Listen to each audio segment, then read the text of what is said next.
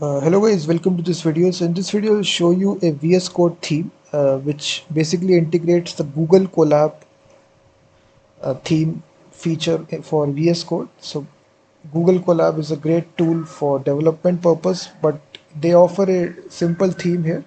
This is the extension name here, Google Colab Dark Theme.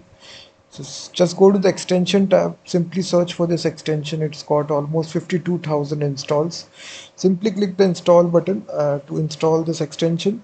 So once you activate this extension, you will be able to switch the theme here. This is the theme that they offer. Simply enter it to activate the theme. So now the theme looks something like this, similar to Google Colab.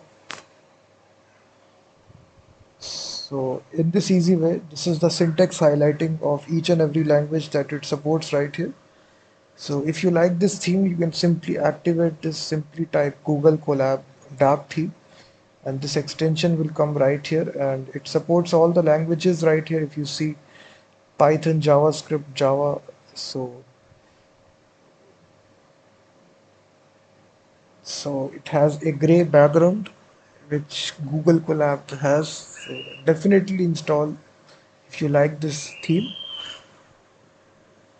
And also check out my website freemediatools.com, which contains thousands of tools.